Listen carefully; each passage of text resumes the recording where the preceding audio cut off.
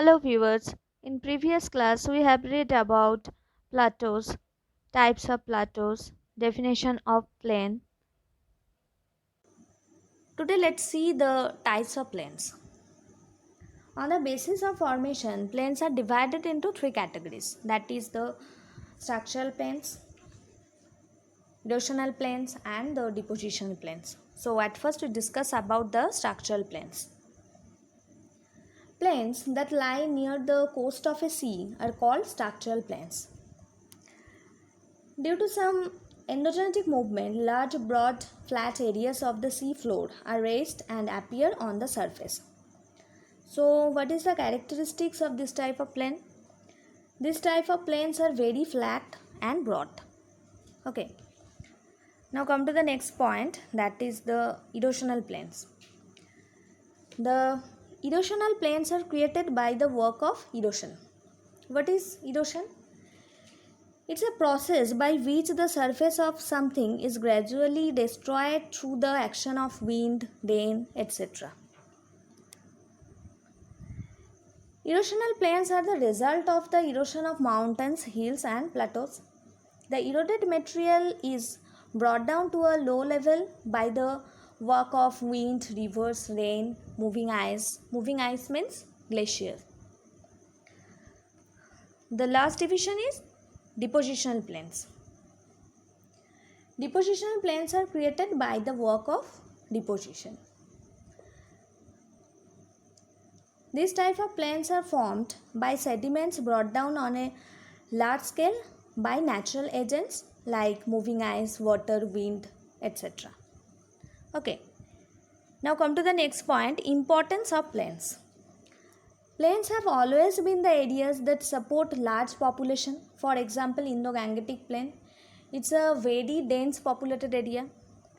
Different types of crops like rice, wheat, sugarcane are grown in the plain region.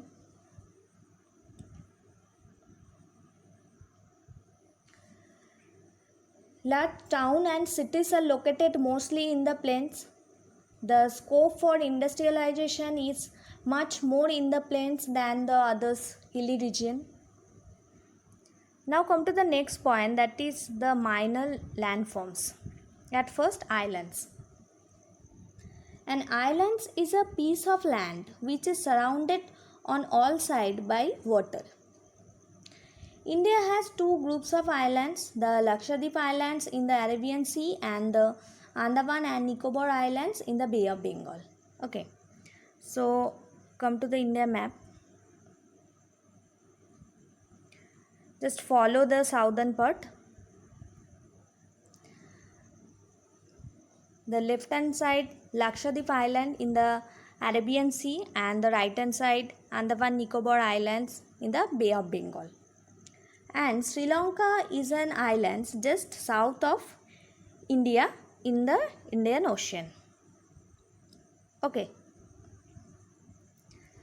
Next, peninsula.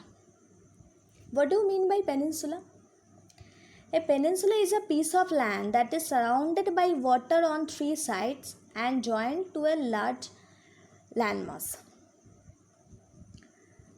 Just follow the southern part of India. This region surrounded by water on three sides. Just follow the left hand side Arabian Sea, right hand side Bay of Bengal, and the southern part Indian Oceans are there. Okay. So the southern part of India is called Peninsula of India or Southern Peninsula. Okay. Now come to the next point.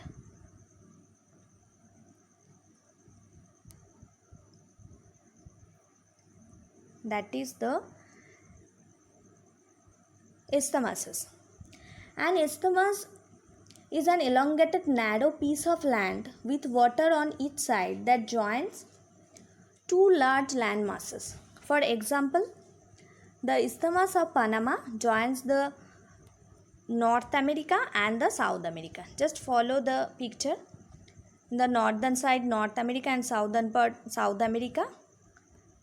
This is the Isthmus of Panama. And the left hand side Pacific Ocean and the right hand side Atlantic Oceans is there. Okay.